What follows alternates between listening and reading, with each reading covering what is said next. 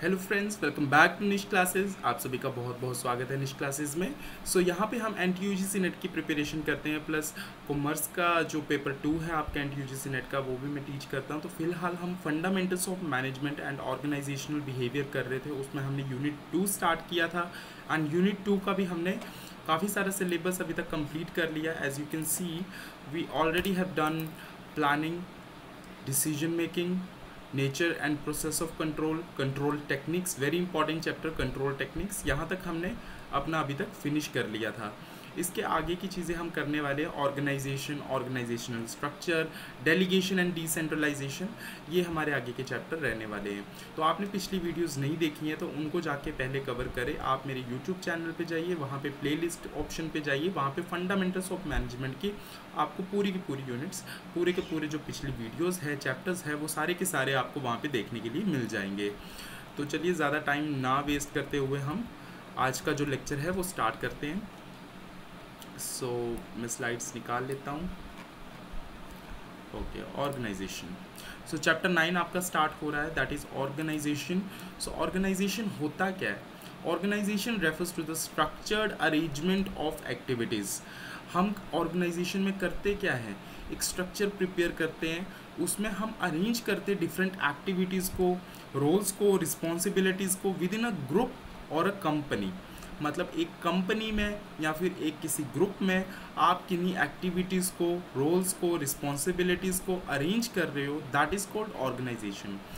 And these are done to achieve specific goals effectively and efficiently।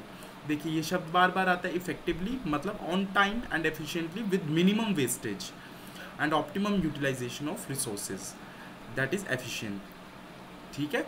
It involve several key components organisation में। और क्या क्या चीज़ें आ जाती है? Like identification and grouping of work. सबसे पहले आप वर्क को आइडेंटिफाई करते हो और उनके ग्रुप बनाते हो, सो दैट आपको पता चल पाए कि आपके पास टास्क या काम है कौन कौन सा। अब जब टास्क आपके पास क्लियर हो जाएगा कि आपको ये वाला काम करना है, एक पर्टिकुलर काम करना है, तो उसके लिए आप जो सिमिलर वर्क होंगे उनके ग्रुप्स बना देंगे। फॉर एग्जांपल आपने मैन्युफैक्चरिंग करनी है, तो आप मैन्युफैक्चरिंग में क्या चीज़ मैन्युफैक्चर करने वाले हो, एक्चुअल में आपका टास्क क्या होने वाला है, ये सब चीज़ें आप आइडेंटिफाई करते हो। Then division of work. अब आपने टास्क तो आइडेंटिफाई कर लिया, अब आप उस काम को डिवाइड करोगे, डिफरेंट वर्कर्स को उस काम को सौंपोगे। आप देखोगे कि किसके पास स्किल्स है, किसके पास एक्सपर्टीज़ है, कौन ये रोल अच्छे से निभा सकता है, उसके अकॉर्डिंग आप इंडिविजुअल वर्कर्स को वो टास्क असाइन करोगे, that is division of work. Then authority and responsibility. आप अथॉरिटी और रिस्पॉन्सिबिलिटी रिलेशनशिप जो है वो अच्छे से डिफाइन करोगे। This means authority means power होती है, ठीक है। अथॉरिटी मीन्स पावर, या फिर power to give command, power to give command. And responsibility होती है आंसरेबिलिटी, मीन्स आप किसको आंसरेबल हो।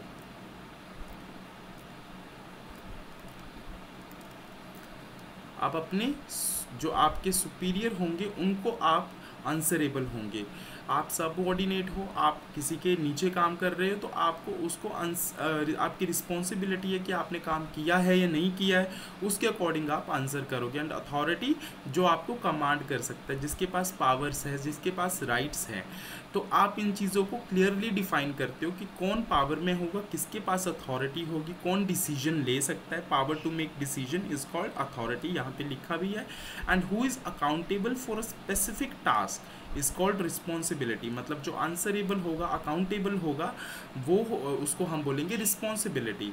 तो इस वजह से हमें इससे क्या हेल्प मिलेगी कि हमें पता चल जाएगा कि कौन बंदा क्या काम कर रहा है, किसके पास पावर्स है, कौन डिसीजन ले सकता है, एंड कौन वर्कर जो है टास्क कर रहा है और कौन आंसरेबल है। Then efficient utilization of resources. अब ऑर्गेनाइजेशन में सबसे मेन ऑब्जेक्टिव हमारा ऑर्गेनाइजिंग का यही होता है कि जो भी रिसोर्सेज हमारे पास अवेलेबल है, like man power, for example man, money, जो आपके पास पैसा अवेलेबल है, मटेरियल, ये सारी चीज़ें जो तीन आपके पास अवेलेबल है, इसका आप इफ़ेक्टिवली कैसा यूज़ करोगे, अच्छे तरीके से कैसा यूज़ करोगे, फुली यूटिलाइज कैसे करोगे, that is efficient utilization of resources. Then we have coordination of activities. अब आप एक्टिविटीज़ को कोऑर्डिनेट करोगे, आप देखोगे कि आप जो काम आपने अलग अलग लोगों को दे दिया है, अब वो काम अच्छे से हो रहा है या नहीं, उनके बीच में कोऑर्डिनेशन है या नहीं। क्योंकि एक अकेला सिंगल पर्सन तो काम कर नहीं सकता, उसको ऑब्वियस ही बात है कि उसको ग्रुप में काम करना होगा, ग्रुप में ही अचीव होगा आपका ऑब्जेक्टिव। सो सारे जो ग्रुप्स आपने बनाए हैं उनका सभी का सेम गोल होना चाहिए, उनके बीच में कोऑर्डिनेशन होनी चाहिए, सो दैट वो एक सेम गोल को, एक सिंगल गोल को अचीव कर पाए। That is organizational objective. Organizational objectives को अचीव कर पाए, उनके बीच में कोई कॉन्फ्लिक्ट्स ना हो, इनएफिशिएंसीज ना हो, इसलिए हम कोऑर्डिनेशन का सहारा लेते हैं, सो दैट हम अच्छे से एक्टिविटीज़ को कोऑर्डिनेट करके एक साथ मिला के चला पाएँ। Then we have adjustment of activities for common goals. अब हम एक्टिविटीज़ को एडजस्ट करेंगे, थोड़ा बहुत देखेंगे कि यहाँ वहाँ कोई चूक हो रही है तो उसको हम सही करेंगे, करेक्टिव एक्शंस लेंगे, सो दैट हर काम जो है एक साथ चल पाए और हमारे कॉमन गोल की तरफ हर चीज़ चलती जाए और हमारा कॉमन ऑब्जेक्टिव जो है वो हम अचीव कर पाए। देन वी हैव कैरेक्टरिस्टिक्स और nature of organization, means features हैं ये। फीचर्स देख लेते हैं ऑर्गेनाइजेशन के क्या क्या फीचर होते हैं। जैसे ग्रुप ऑफ पर्सन, ऑर्गेनाइजेशन क्या होता है, ग्रुप ऑफ पर्सन होता है जहाँ पे सभी लोग मिल के एक साथ एक कॉमन पर्पस के लिए काम करते हैं, where people work together for a common purpose. I hope ये आपको क्लियर हो गया। Then division of work, organization में हम क्या करते हैं, काम को अलग अलग हिस्सों में डिवाइड कर देते हैं, जितने भी आपके मेंबर्स होते हैं उनकी एक्सपर्टीज़ के अकॉर्डिंग आप उनको काम दे देते हैं, जो जितना एफिशिएंट है उसको उसके अकॉर्डिंग काम मिल जाएगा। Then we have coordination. अब कोऑर्डिनेशन होना बहुत ज़रूरी है, सो दैट सारा काम एक साथ चल पाए, जिससे हार्मनी मेंटेन रहे, कोई कॉन्फ्लिक्ट्स अराइज ना हो। सभी इंडिविजुअल अलग अलग डिपार्टमेंट्स में काम करेंगे तो उनके बीच में बेसिक सी बात है, कोऑर्डिनेशन होना बहुत ज़्यादा ज़रूरी है, सो दैट आपका ऑर्गेनाइजेशन अच्छे से चल पाए, आपकी कंपनी अच्छे से काम कर पाए और आप एक अपना कॉमन गोल अचीव कर पाए। Then last is common objective. अब कॉमन ऑब्जेक्टिव होता है आपका ऑर्गेनाइजेशन में सभी ऑर्गेनाइजेशन के मेंबर्स जो है वो एक साथ एक सिंगल ऑब्जेक्टिव को अचीव करने के लिए काम करते हैं, उनको उनका सिंगल डायरेक्शन होता है, वन डायरेक्शन होता है, एक पर्पस के लिए काम करते हैं, सभी का फोकस एक जगह होता है, सो दैट एक अच्छी आउटपुट जो है, आउटकम जो है आप अचीव कर पाए। Then we have cooperative relationship. अब आपका ऑर्गेनाइजेशन में कोऑपरेटिव रिलेशनशिप होना बहुत ज़रूरी है, बाकी के लोगों के साथ आपने जब कोऑर्डिनेशन में काम करना है तो एक कोऑपरेटिव रिलेशनशिप वहाँ पे नेसेसरी हो जाता है, सो दैट आपका म्यूचुअल ट्रस्ट बना रहे, एक दूसरे के लिए रिस्पेक्ट बनी रहे और आप एक दूसरे के साथ कोलैबोरेट होकर काम कर पाए। इससे आपकी जो ऑर्गेनाइजेशन है उसकी स्मूथ फंक्शनिंग होगी। Then well defined authority and responsibility relationship.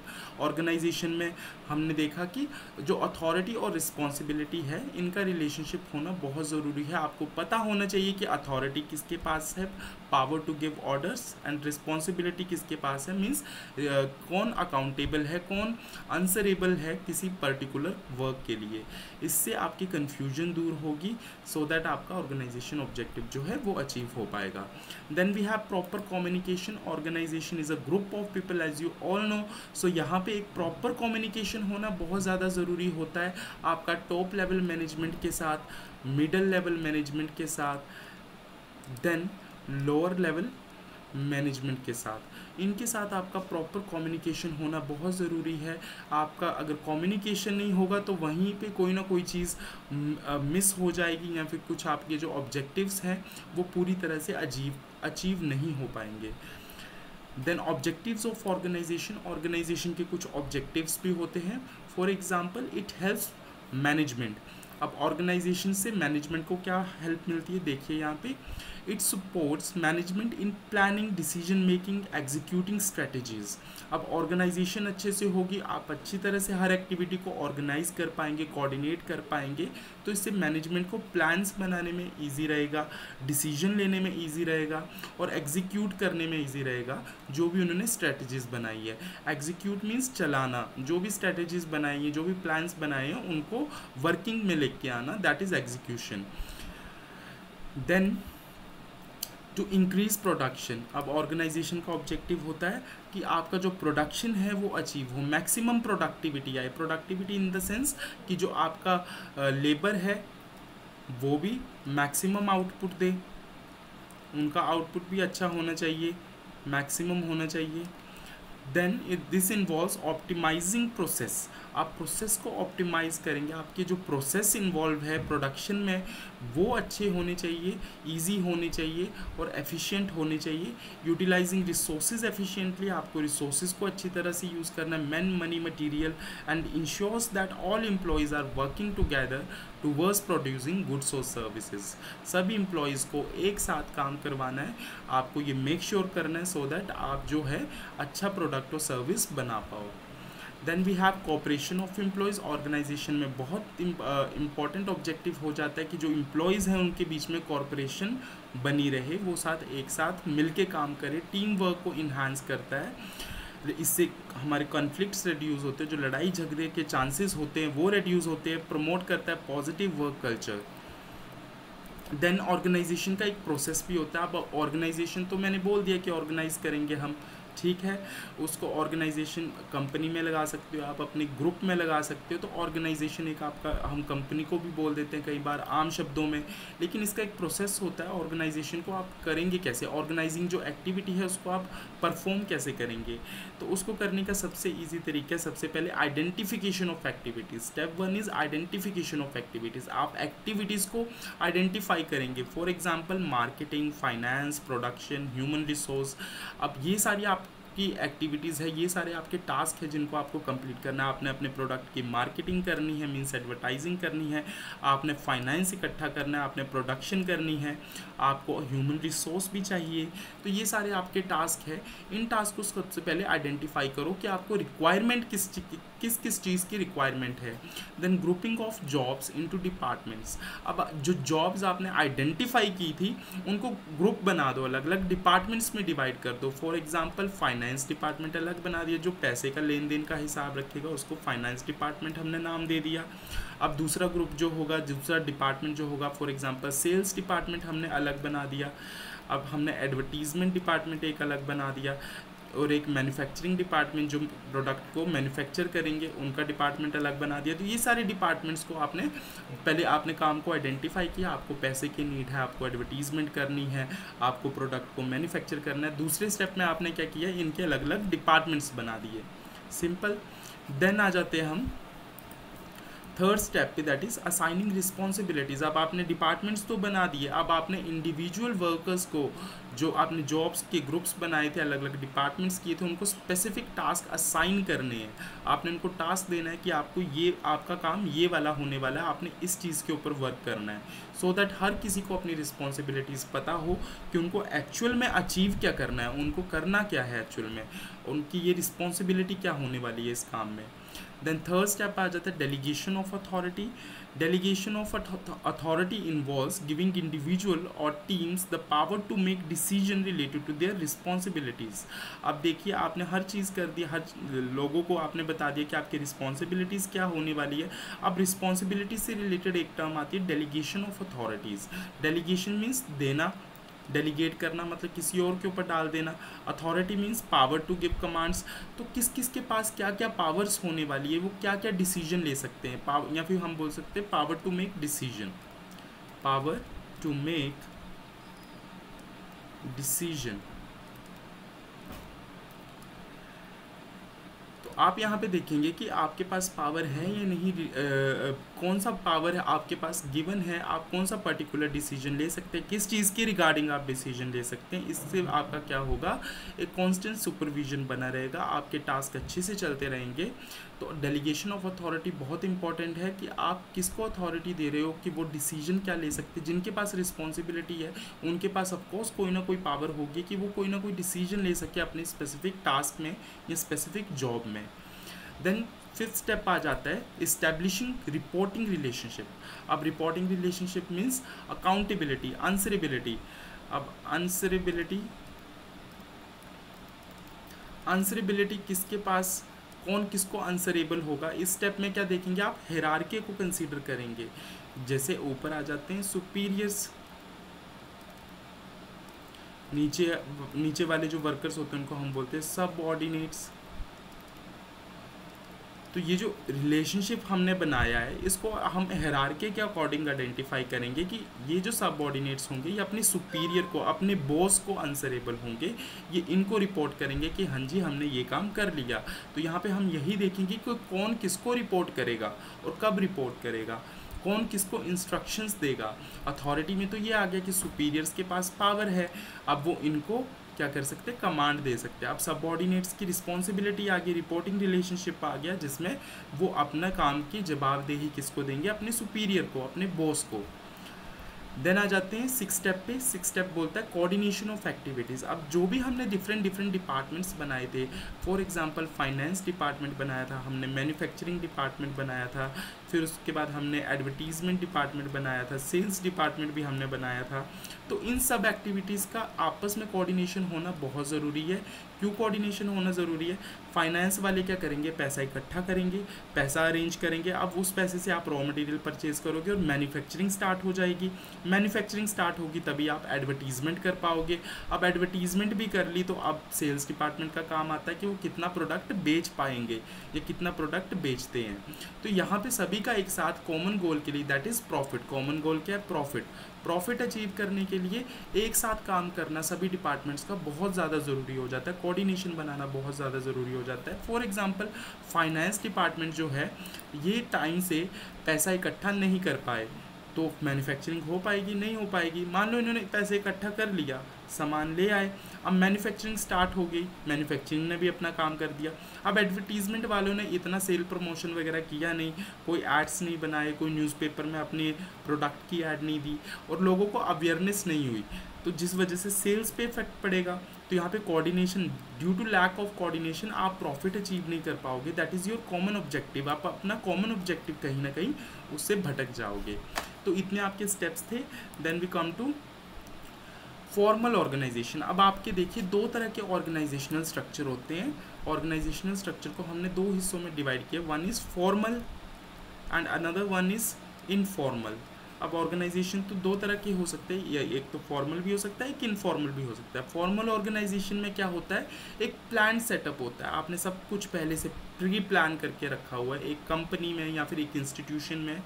अब आपने यहाँ पे क्या किया, स्पेसिफिक रोल आइडेंटिफाई कर ली, रिस्पॉन्सिबिलिटीज़ अथॉरिटीज़ आइडेंटिफाई कर ली। रिस्पॉन्सिबिलिटी मीन्स कौन आंसरेबल होगा, अथॉरिटी मीन्स किसके पास पावर होगी डिसीजन लेने की, ये सब आपने डिसाइड कर लिया। पहले से सब कुछ प्री प्लान्ड है, इससे आप अपना ऑब्जेक्टिव अचीव करेंगे। यहाँ पे सब कुछ फिक्स होगा, that is formal organization. Formal organization के फीचर से आपको ज़्यादा क्लियर होगा। डेलिबरेटली क्रिएट स्ट्रक्चर, यहाँ पे आपका स्ट्रक्चर जो है वो पहले से डिसाइडेड होता है। रिस्पॉन्सिबिलिटीज़, आपके रोल्स, आपकी पोजीशन क्या रहने वाली है, ये सब पहले से डिसाइडेड होगा। डिवीजन ऑफ वर्क, आपका जो वर्क है, जो आपका काम है, वो अलग अलग ग्रुप्स में या फिर इंडिविजुअल्स में डिवाइड कर दिया जाएगा, सो दैट आपके फंक्शंस जो है वो एफिशिएंटली चल पाए। देन फॉर्मल अथॉरिटी होगी, यहाँ पे जो आपकी अथॉरिटी होगी वो क्लियरली डिफाइंड होगी, क्लियरली इस्टेब्लिश्ड होगी। मान लीजिए कोई एक बॉस है तो वो आपका बॉस ही होगा, यहाँ पे कोई इसमें आड़ी टेढ़ी बात नहीं आएगी। अगर कोई आपका बॉस अपॉइंट कर लिया गया है, आपका हेड अपॉइंट कर लिया गया, दैट मीन्स वो आपको ऑर्डर्स दे सकता है। देन इंटीग्रेशन ऑफ एफर्ट्स, अब सभी एफर्ट्स जो है वो एक साथ मिलके काम करेंगे, सभी एक साथ मिलके एफर्ट्स लगाएंगे, तभी आपका कॉमन गोल है, वो जो कॉमन गोल है वो अचीव होगा। Then we come to aim to achieve objectives. अब आपके जो ऑब्जेक्टिव्स हैं, फॉर्मल ऑर्गेनाइजेशन का मेन ऑब्जेक्टिव यही है कि आपका जो एम है वो अचीव करना है, उनको ऑब्जेक्टिव्स को अचीव करना है, दैट इज़ प्रॉफिट को अचीव करना है। देन एम्फोसिस ऑन वर्क, आपका काम की तरफ ज़्यादा झुकाव रहेगा, ज़्यादा जो आपका मेन वर्क होगा वो ये होगा कि आप अपना काम सही से कंप्लीट कर लो, टाइमली कंप्लीट कर लो। मीन्स यहाँ पे इफ़ेक्टिवनेस की बात हो रही है, इफ़ेक्टिवनेस, ऑन टाइम बोला ना, इफ़ेक्टिवनेस के ऊपर आपका ज़्यादा ध्यान रहने वाला है। Then prepared at top level, अब जो फॉर्मल स्ट्रक्चर होते हैं उसमें यूजुअली जो आपके टॉप लेवल मैनेजर्स होते हैं वही सारी चीज़ें डिसाइड करते हैं, वही लीडरशिप वगैरह, वही लीडर्स होते हैं ऑर्गेनाइजेशन के, और वही सारे डिसीजंस जो इंपॉर्टेंट डिसीजंस होते हैं उनको लेते हैं। देन आ जाते हैं एडवांटेजेस ऑफ फॉर्मल ऑर्गेनाइजेशन। अब फॉर्मल ऑर्गेनाइजेशन है तो वहाँ पे यूनिटी ऑफ कमांड बना रहेगा। यूनिटी ऑफ कमांड का प्रिंसिपल क्या कहता है कि आपके पास सिर्फ एक सुपीरियर या फिर एक बॉस होना चाहिए जो आपको इंस्ट्रक्शंस देगा या फिर आपको ऑर्डर्स देगा। Fixation of authority and responsibilities. अब यहाँ पे सब कुछ पहले से डिसाइडेड होता है, सब कुछ पहले से क्लियर होता है कि अथॉरिटी किसके पास है, मतलब डिसीजन कौन ले सकता है, पावर किसके पास है, एंड रिस्पॉन्सिबिलिटी किसके पास है, कौन काम करने वाला है, कौन अकाउंटेबल होगा। ये सब कुछ पहले से फिक्स होता है, तो हमें ज़्यादा दिमाग नहीं लगाना पड़ता, ये इसके एडवांटेज है। देन क्लियरिटी ऑफ ड्यूटीज़, अब सब कुछ पहले से डिसाइडेड है तो यहाँ पे कंफ्यूजन नहीं होती है, यहाँ पे सब कुछ आपकी ड्यूटीज़ रिटर्न में पहले से क्लियरिफाई की जाएंगी कि आपकी ये ड्यूटी रहने वाली है, आप ये जॉब करने वाले हो। Then helpful in achieving objectives, एक फॉर्मल स्ट्रक्चर बहुत ईजी कर देता है कि आप अपने गोल की तरफ ईजिली बढ़ पाओ। देन प्रोवाइड स्टेबिलिटी, एक फॉर्मल स्ट्रक्चर जो होगा वो आपकी कंसिस्टेंसी बनाए रखेगा। आप फॉर्मल स्ट्रक्चर में हर काम कंसिस्टेंटली, मतलब एक स्थिरता से चलता रहेगा। कंसिस्टेंसी मीन्स स्थिरता, एक स्थिरता के साथ चला रहेगा क्योंकि सब कुछ पहले से डिसाइड होगा, एक स्टेबिलिटी आ जाएगी। ठीक है। देन प्रॉपर कम्युनिकेशन होता है, यहाँ पे कम्युनिकेशन जो है वो आपका क्लियरली डिफाइंड है, top to middle, middle to lower, इस वे में आपका कम्युनिकेशन चलता है और इसी वे में अपवर्ड कम्युनिकेशन चलता है। अपवर्ड एंड डाउनवर्ड कम्युनिकेशन दोनों तरह के आ जाते हैं यहाँ पे। Then provides overlapping of activities, अब यहाँ पे सब कुछ क्लियरली डिफाइन होगा, रोल्स, रिस्पॉन्सिबिलिटीज़, तो यहाँ पे डुप्लीकेशन ऑफ वर्क जो होगा वो हम अवॉइड कर सकते हैं। मतलब कि कोई काम दोबारा होगा या फिर दो बार कोई एक काम कर दे। फॉर एग्जांपल आपने एडवर्टीजमेंट करनी थी तो आपने एक ऐड वहाँ दे दी, एक ऐड वहाँ दे दी, अब डबल ऐड आप दे रहे हो, इससे ज़्यादा एक्सपेंसेस आएंगे। तो इस तरह का डुप्लीकेशन जो होगा काम का वो आप अवॉइड कर सकते हो, क्योंकि आपको पता होगा कि एक्चुअल में एडवर्टीजमेंट का काम किसका है, ये रिस्पॉन्सिबिलिटी किसकी है। आपने पहले से रिस्पॉन्सिबिलिटीज़ जो है वो डिफ़ाइन करके रखी है, रोल्स जो है वो आपने पहले से डिफ़ाइन करके रखे हैं। देन डिसएडवांटेजेस क्या आ जाती है फॉर्मल ऑर्गेनाइजेशन की, डिले इन एक्शन, अब जो आप एक्शन लेने वाले हो उसमें थोड़ा सा डिले हो जाता है। क्यों हो जाता है? क्योंकि आपका एक फॉर्मल प्रोसीजर है, रिजिड प्रोसीजर बोल सकते हैं, कठोर प्रोसीजर है, तो डिसीजन मेकिंग आपकी स्लो हो जाती है, कम्युनिकेशन अपवर्ड डाउनवर्ड बहुत टाइम लग जाता है, तो कई बार इंपॉर्टेंट डिसीजन जो है वो आप टाइम से नहीं ले पाते हो। लैक ऑफ इनिशिएटिव, अब देखिए जो आपके वर्कर्स हैं वो इनिशिएटिव्स नहीं ले पाएंगे, वो अपना कोई क्रिएटिव माइंड या क्रिएटिव आइडियाज़ को यूज़ नहीं कर पाएंगे, क्योंकि यहाँ पे बहुत ज़्यादा स्ट्रिक्ट रूल्स है जिसकी वजह से एम्प्लॉयज़ थोड़ा डिस्करेज हो जाते हैं। इग्नोर ह्यूमन एलिमेंट्स, अब आप ह्यूमन एलिमेंट्स को भी इग्नोर कर रहे हो, आपका मेन फोकस किसके ऊपर है, काम के ऊपर मेन फोकस है, आप इमोशंस के ऊपर ध्यान नहीं दे रहे हो, एम्प्लॉयज़ की पर्सनल नीड्स के ऊपर ध्यान नहीं दे रहे हो। तो इन सब चीज़ों की वजह से आप ह्यूमन एलिमेंट को कहीं ना कहीं फॉर्मल ऑर्गेनाइजेशन में इग्नोर कर देते हो। मैकेनिकल सिस्टम होता है, एक रिजिड कंट्रोल है, ब्यूरोक्रेटिक टाइप का रूल चल रहा है। यहाँ पे क्या हो रहा है, फ्लेक्सिबिलिटी रिड्यूस हो रही है, जो आप सिर्फ काम के ऊपर फोकस दे रहे हो, एम्प्लॉयज़ को मशीन की तरह यूज़ कर रहे हो, मशीन की तरह समझा जा रहा है उनको। तो इस वजह से ब्यूरोक्रेसी की वजह से क्या हो जाता है, ब्यूरोक्रेसी बेसिकली होता क्या है, यहाँ पे देखो लिखा भी है ब्यूरोक्रेटिक। ब्यूरोक्रेसी आपने पहले यूनिट 1 में भी पढ़ा है। ब्यूरोक्रेसी मीन्स जो आपके टॉप लेवल मैनेजर्स होंगे वही इंपॉर्टेंट डिसीजन लेंगे, बाकी जो लोअर लेवल वाले होंगे उनका कोई हस्तक्षेप नहीं रहेगा, वो कोई डिसीजन में इंटरफेरेंस नहीं करेंगे। देन आ जाते हैं इनफॉर्मल ऑर्गेनाइजेशन, सेकेंड स्ट्रक्चर है ये हमारा। इनफॉर्मल ऑर्गेनाइजेशन कौन से होते हैं, जिसमें नेचुरल प्रोसेस से आप सोशल रिलेशनशिप या नेटवर्क से एक स्पॉन्टेनियसली एक ग्रुप फॉर्म हो जाता है, उसको बोलते हैं इनफॉर्मल।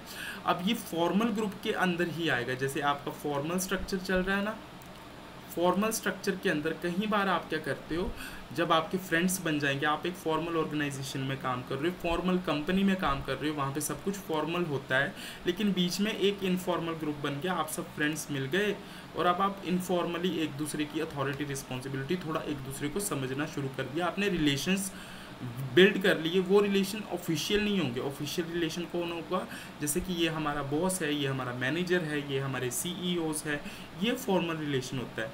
अब आपने किसी को भाई बना लिया, बहन बना लिया, फ्रेंड बना लिया, ये सब क्या होते हैं, इनफॉर्मल रिलेशंस होते हैं। तो अनऑफिशियल जो आपने रिलेशंस बनाए होंगे उसके बेसिस पे एक इनफॉर्मल सा ग्रुप फॉर्म हो जाएगा, दैट इज़ इनफॉर्मल ऑर्गेनाइजेशन। अब इनफॉर्मल ऑर्गेनाइजेशन के फीचर्स देखिए। अनप्लान स्ट्रक्चर, जो स्ट्रक्चर है वो अनप्लान रहने वाला है, कुछ भी ऑफिशियली डिसाइड नहीं हुआ है, सब कुछ नेचुरली फॉर्म हुआ है। No written rules and regulation, अब इनफॉर्मल में कोई रिटन रूल्स एंड रेगुलेशंस नहीं होंगे, नेचुरल प्रोसेस होगा। Natural process means informal organization बनेगा कैसे, जो आपने रिलेशनशिप्स बनाए, लोगों के साथ इंटरैक्ट करके कॉन्टेक्ट्स बिल्ड किए, उनके थ्रू, नेचुरल प्रोसेस के थ्रू, फीलिंग्स के थ्रू आपका इनफॉर्मल ऑर्गेनाइजेशन कहीं ना कहीं बिल्ड होता है इनफॉर्मल ऑर्गेनाइजेशन, फॉर्मल ऑर्गेनाइजेशन के अंदर। देन कॉमन इंटरेस्ट होगा। अब इस जो भी members of an informal organization usually share common interest और गोल्स, सभी का एक कॉमन पर्पस होगा, कॉमन गोल होगा। वॉलेंट्री मेंबरशिप होगी, जो आपके फ्रेंड सर्कल में आना चाहता है वो आए, जो नहीं आना चाहता है वो नहीं आए। तो इसमें किसी ऑफिशियल रिक्वायरमेंट की ज़रूरत नहीं होगी, आपको कहीं से लिखवा के नहीं लाना पड़ेगा कि आपको इस ग्रुप का हिस्सा हो या कौन से ग्रुप का हिस्सा हो, आप जहाँ जाना चाहते हो आप जा सकते हो। That is informal. देन आ जाता है लैक ऑफ स्टेबिलिटी। अब इनफॉर्मल ऑर्गेनाइजेशन है, स्टेबिलिटी थोड़ा नहीं रहती है, क्योंकि यहाँ पे आपके ऊपर कोई रिटर्न रूल्स एंड रेगुलेशंस नहीं है, इतना फ्लेक्सिबल है कि जो है एक वक्त के साथ मिट भी सकता है और वक्त के साथ चल भी सकता है। तो यहाँ पे स्टेबिलिटी नहीं होती है इनफॉर्मल ग्रुप्स की या इनफॉर्मल ऑर्गेनाइजेशन की। इनफॉर्मल कम्युनिकेशन सिस्टम होता है, आप अनऑफिशियल वे से किसी से भी जाके कभी भी बात करते हो। ग्रेप वाइन कम्युनिकेशन यहाँ पे आपका रहता है, जैसे अंगूर का गुच्छा होता है, कहीं से भी कहीं भी फैला हुआ है, ठीक है, कहीं से भी ऐसे ऐसे शाखाएं निकल के जा रही हैं, ठीक है। तो आप किसी के भी साथ कभी भी बात कर रहे हो, इसकी वजह से र्यूमर्स फैलने के बहुत ज़्यादा चांसेस हो जाते हैं, ये इसके डिसएडवांटेज में जाएगा। लेकिन यहाँ हम फीचर्स देख रहे हैं। देन इनफॉर्मल लीडर्स होते हैं, जो लीडर्स होते हैं वो एकदम से खुद ही नेचुरली डेवलप हो जाते हैं। कोई आपका फ्रेंड सर्कल में एक बहुत अच्छा आपका फ्रेंड है, वो बहुत अच्छे से सबकी रिस्पेक्ट करता है, इन्फ्लुएंस कर पाता है, तो वहाँ पे अनऑफिशियल सी अथॉरिटी, एक ऑफिशियल अथॉरिटी मतलब एक इनफॉर्मल लीडर आप बना लेते हो अपना, जो आपके ग्रुप का एक तरह से नेता का काम करता है। देन नीड्स क्यों होती है इनफॉर्मल ग्रुप्स की? अब हमने बोला फॉर्मल ग्रुप्स के अंदर, फॉर्मल ऑर्गेनाइजेशन के अंदर इनफॉर्मल ग्रुप्स कहीं ना कहीं डेवलप हो जाते हैं। ये क्यों, ऐसा क्यों होता है और इसकी नीड्स क्या होती है? जैसे सोर्स ऑफ प्रोटेक्शन प्रोवाइड करता है आपको, एक प्रोटेक्शन मिल जाती है, एक सिक्योरिटी मिल जाती है, आप अपने फ्रेंड्स वगैरह के साथ अपनी प्रॉब्लम्स या इश्यूज़ को डिस्कस कर सकते हो, या आपको वर्क प्लेस का जो प्रेशर होता है या फिर लड़ाई झगड़े के चांसेस होते हैं वो रिड्यूस हो जाते हैं। अगर आपका एक फॉर्मल ऑर्गेनाइजेशन है, उसमें कुछ लोग एक इनफॉर्मली कांटेक्ट कर रहे हैं एक दूसरे को, इनफॉर्मल रिलेशनशिप उन्होंने बिल्ड किया है, तो इससे उनके बीच में मिसअंडरस्टैंडिंग्स के चांसेस रिड्यूस हो जाते हैं। देन क्या होता है, जॉब सेटिस्फेक्शन मिलती है। आप जॉब पे आके सिर्फ काम ही करोगे तो वहाँ पे कहीं ना कहीं आपका जो इनेट नीड्स होंगी वो कहीं ना कहीं अनसेटिस्फाइड रह जाएंगी। तो यहाँ पे क्या होता है, आपको जॉब की सेटिस्फेक्शन मिल जाती है जब आप किसी पर्सन से नेचुरली कांटेक्ट में आते हो। देन थर्ड होता है इम्प्रूव कम्युनिकेशन। इनफॉर्मल ग्रुप में कोई डिले नहीं होता, कोई कुछ नहीं होता, और यहाँ पे कम्युनिकेशन बहुत क्विकली हो जाता है। आप डिसीजन किसी चीज़ पे पहुँचना है तो आप अपने फ्रेंड सर्कल में कहीं ना कहीं से बात सुन के और कहीं ना कहीं इंफॉर्मेशन को डाइवर्ट करके आप अपना जो कम्युनिकेशन है वो बिल्ड कर सकते हो, कम्युनिकेशन फास्ट हो जाएगा। Overcoming managerial limitations. अब जो मैनेजरियल लिमिटेशंस है, फॉर एग्जांपल जो फॉर्मल ग्रुप्स में होता था कि आप एक दूसरे के साथ बात नहीं कर सकते हो, तो ये सब जो अलग अलग चीज़ें हैं इनसे आपको छुटकारा मिल जाता है, इनसे आप उभर के आ जाते हो। Then helpful in coordination and control. अब जो आपका कोऑर्डिनेशन और कंट्रोल है वो भी इम्प्रूव होगा, कहीं ना कहीं आपकी एक्टिविटीज़ जो हैं वो ज़्यादा अच्छे से कोऑर्डिनेट हो पाएंगी, बिकॉज डिफरेंट डिपार्टमेंट्स के वर्कर एक दूसरे के साथ कॉन्टेक्ट में रहना शुरू कर देंगे। देन एडवांटेजेस भी होती हैं कुछ फॉर्मल ऑर्गेनाइजेशन की इनफॉर्मल ऑर्गेनाइजेशन की, that is fast communication. Communication बहुत अच्छा होगा, ग्रेप वाइन कम्युनिकेशन है, एक दूसरे के साथ आप जब मर्जी चाहो बात कर सकते हो। आपकी सोशल नीड्स फुलफिल हो जाएंगी, इमोशनल नीड्स फुलफिल हो जाएंगी। जो आप अकेला अकेला फील करते थे, कहीं ना कहीं आप में एक सेंस ऑफ बिलोंगिंगनेस आ जाएगी, आपको लगेगा कि आपके यहाँ पे फ्रेंड्स भी काम करते हैं। Then support formal organization. अब इनफॉर्मल ऑर्गेनाइजेशन जैसे कि हमने पढ़ा, ये किसके अंदर फॉर्म होते हैं? फॉर्मल ऑर्गेनाइजेशन का ही पार्ट होते हैं। फॉर्मल ऑर्गेनाइजेशन में सब कुछ फॉर्मल वे में नहीं चलता है, कहीं ना कहीं इनफॉर्मल ग्रुप्स जो हैं आपके क्रिएट हो जाते हैं, जिसकी वजह से फॉर्मल ऑर्गेनाइजेशन को कहीं ना कहीं सहायता मिल पाती है, बिकॉज वर्कर्स ज़्यादा अच्छे से खुशी के साथ काम कर पाते हैं। देन आ जाते हैं lightens the burden of formal managers. अब जो फॉर्मल मैनेजर्स हैं कहीं ना कहीं उनकी रिस्पॉन्सिबिलिटीज़ जो है या वर्कलोड जो है वो थोड़ा बहुत रिड्यूस हो जाता है, क्योंकि इनफॉर्मल ग्रुप्स होने की वजह से जो काम है वो ईजिली होना शुरू हो जाता है। देन बेटर रिलेशनशिप्स आप बिल्ड कर पाते हो, एंड फीडबैक जो है आपको क्विकली मिल जाती है, मतलब जो भी आपने काम किया है उसकी फीडबैक क्या हुआ है पूरे टाइम में, उसकी फीडबैक आपको इजीली प्रोवाइड हो जाती है। देन डिसएडवांटेजेस भी है कुछ फॉर्मल इनफॉर्मल ऑर्गेनाइजेशन की, जैसे स्प्रेड र्यूमर्स। अब आपके इनफॉर्मल ऑर्गेनाइजेशन में क्या होता है, इनफॉर्मल ग्रुप्स में बेसिकली क्या होता है, समटाइम्स गलत इंफॉर्मेशन या मिसलीडिंग इंफॉर्मेशन जो है वो फैल जाती है, किसी के बारे में कोई अफवाह फैल जाती है, र्यूमर्स मीन्स अफवाह, ठीक है, जो गलत है।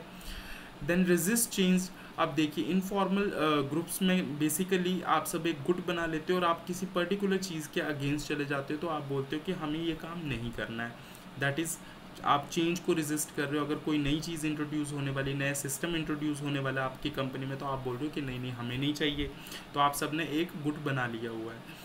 तो यहाँ पे कहीं ना कहीं ये डिसएडवांटेजेस हो जाती हैं from the perspective of company.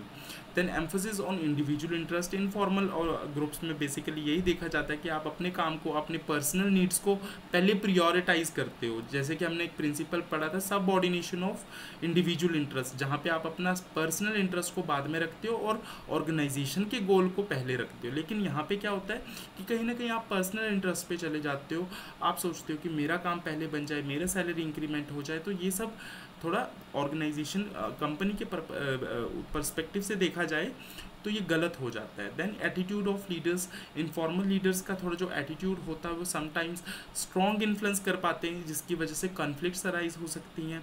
अब जो लीडर्स हैं उनका एटीट्यूड थोड़ा नेगेटिव टाइप होगा, जिसकी बात सब सुनते हैं, तो वो अपने जो उसके ग्रुप के मेंबर्स होंगे उनको भी यही समझाएगा कि यार ये चीज़ तो गलत है, ये हमें करनी नहीं है। तो कहीं ना कहीं एक गलत इन्फ्लुएंस भी पड़ सकता है लीडर का, और उसका नेगेटिव एटीट्यूड का अफेक्ट जो सारे ग्रुप पे पड़ेगा, जिसकी वजह से पूरी की पूरी कंपनी पे इफेक्ट पड़ने वाला है। कन्फ्लिक्टिंग गोल्स हो सकते हैं। अब ग्रुप्स में बेसिकली ये देखा जा सकता है कि इनफॉर्मल ग्रुप में सभी के अलग अलग गोल्स हो सकते हैं। किसी का गोल है किसी का गोल कुछ हो सकता है, किसी का गोल है घर जल्दी जाना है, किसी का गोल है उसको काम कम करना है, किसी का गोल है, तो यहाँ पे कन्फ्लिक्टिंग गोल्स आ जाते हैं। सभी को अपना अपना पर्टिकुलर एरिया देखना होता है, जिसकी वजह से कन्फ्लिक्ट्स अराइज हो सकते हैं। देन आ जाते हैं requisites of an efficient business organization. अब आप एक एफिशिएंट बिजनेस ऑर्गेनाइजेशन कब बना सकते हैं? First point is able organizers. Able organizers basically वो होते हैं जैसे स्किल्ड लीडर्स, जिनके पास सारी कैपेबिलिटीज़ हैं, जो अच्छे से काम को करवा पाए, वो अच्छे से गाइड कर पाए ऑर्गेनाइजेशन को, इनको बोलते हैं एबल ऑर्गेनाइजर्स, जो ऑर्गेनाइज अच्छे से कर पाए काम को। साउंड बिजनेस पॉलिसी चाहिए आपको एक अच्छा बिजनेस ऑर्गेनाइजेशन बनाने के लिए। आपकी बिजनेस पॉलिसी जिसमें हर चीज़ लिखी होगी कि कौन सी चीज़ कब होगी, क्या पॉलिसीज़ है, क्या वैल्यूज़ है, तो ये सब चीज़ें साउंड होनी चाहिए, अच्छी होनी चाहिए। प्रॉपर सुपरविजन एंड कंट्रोल बहुत ज़रूरी हो जाता है। आप देखोगे कि आपका जो आप सुपरवाइज करोगे, आप मॉनिटर करोगे, कंट्रोल करोगे, देखोगे कि आपके गोल्स अचीव हुए हैं नहीं, तो ये एक एफिशिएंट बिजनेस ऑर्गेनाइजेशन के लिए बहुत इंपॉर्टेंट पॉइंट्स हो जाते हैं। Plus corporation and coordination. एक अच्छी ऑर्गेनाइजेशन, एक अच्छा बिजनेस तभी बन पाएगा जब आपके जो डिपार्टमेंट्स है, सारे जो वर्कर्स है, वो मिलजुल के एक कॉमन ऑब्जेक्टिव के लिए, बिजनेस के लिए काम करें। Then efficient personnel organization, personnel organization. अब जो आपके पर्सोनल्स मतलब वर्कर्स है, उनको आपने अच्छे से यूज़ करना है, अच्छे से यूटिलाइज करना है। यू हैव टू इंश्योर कि सही लोग सही जगह पे हो, सही ड्यूटीज़ करे। ऐसा ना हो कि आप जो इंसान मैन्युफैक्चरिंग अच्छे से कर सकता था उसको सेल्स में डाल दिया, जो सेल्स अच्छे से कर सकता था उसको आपने मैन्युफैक्चरिंग में डाल दिया। तो ये सब कन्फ्यूजन्स नहीं होनी चाहिए। Then capacity for a business expansion. एक अच्छा बिजनेस वही होता है जिसमें एक्सपेंशन का कहीं ना कहीं स्कोप हो, ग्रोथ का कहीं ना कहीं स्कोप हो, क्योंकि मार्केट कंडीशंस आपकी स्टेबल नहीं रहती है, बिजनेस इन्वायरमेंट आपका बहुत अनस्टेबल होता है, डायनेमिक होता है, पल भर में चेंज हो जाता है। तो आपका जो कैपेसिटी बिजनेस की इतनी होनी चाहिए कि आप एक्सपैंड कर पाओ, वर्ल्ड लेवल पे फैल पाओ। एक बिजनेस सीमित जगह के लिए रह जाए, सीमित रह जाए कहीं पे, तो वो बिज़नेस अच्छा नहीं माना जाता है। बिज़नेस में कहीं ना कहीं एक्सपेंशन का या ग्रोथ का स्कोप होना बहुत ज़रूरी हो जाता है। देन इम्पॉर्टेंस देख लेते हैं ऑर्गेनाइजेशन स्ट्रक्चर की या ऑर्गेनाइजेशन की। Helps in optimum utilisation of technological innovations. जो आपका वेल स्ट्रक्चर ऑर्गेनाइजेशन होगा, बिजनेस होगा, उसको उसके लिए बहुत इंपॉर्टेंट है कि वो अपने जो रिसोर्सेज है, फॉर एग्जांपल टेक्नोलॉजी है, उसका अच्छे से यूटिलाइजेशन करे, उसको अच्छे से यूज़ करे। हेल्प्स इन एडमिनिस्ट्रेशन, ऑर्गेनाइजेशन आपको बहुत अच्छे से मदद कर सकता है। अगर आपने सब चीज़ें अच्छे से ऑर्गेनाइज की हैं तो आप अच्छे से एक डिसीजन पे आ सकते हो। एडमिनिस्ट्रेशन के लिए बहुत ईजी हो जाता है डिसीजन बनाने के लिए। Then promotes growth and diversification. अब अच्छा ऑर्गेनाइजेशन जो होगा वो आपका ग्रोथ और डाइवर्सिफिकेशन के लिए भी हेल्प करेगा। एक तो ग्रोथ तो आप समझते हैं कि बिजनेस ग्रो करना है, ठीक है। देन डाइवर्सिफाई करने के लिए भी, आप मान लीजिए पेन बनाते थे, पेन मैन्युफैक्चर करते थे, अब आप पेंसिल मैन्युफैक्चर करना चाहते हो, साथ में आप नोटबुक्स मैन्युफैक्चर करना चाहते हो, मतलब कि पूरी की पूरी प्रोडक्ट लाइन आप स्टेशनरी से रिलेटेड लेके आना चाहते हो, तो आप डाइवर्सिफाई कर सकते हो अपने बिजनेस को। तो ऑर्गेनाइजेशन से आपको ये सब ज़रूरी चीज़ें जो हैं कहीं ना कहीं देखने को मिल सकती हैं। अच्छा ऑर्गेनाइजिंग होगा तो अच्छे से आप अपने बिजनेस को ग्रोथ कर पाओगे और डाइवर्सिफाई कर पाओगे। इजी हो जाता है कोऑर्डिनेट करना। अब जो बिजनेस की अलग अलग एक्टिविटीज़ हैं उन सब का अलाइनमेंट, उन सब की कंसिस्टेंसी ईजी हो जाएगा आपको अपने गोल को अचीव करने के लिए, ठीक है। Then establish accountability. अब यहाँ पे क्लियर रोल्स या responsibilities ensures that employees accountable for their actions. अब आपने रिस्पॉन्सिबिलिटीज़ को ऑलरेडी डिफाइन कर दिया कि किसकी क्या रिस्पॉन्सिबिलिटी रहने वाली है, तो ऑर्गेनाइजिंग से आपकी कंपनी को क्या बेनिफिट मिलेगा कि पता चल जाएगा कि किस पर्सन का क्या काम था और वो उसकी जवाबदेही किसकी तरफ है। तो यहाँ से ये भी हमें देखने को मिल जाता है।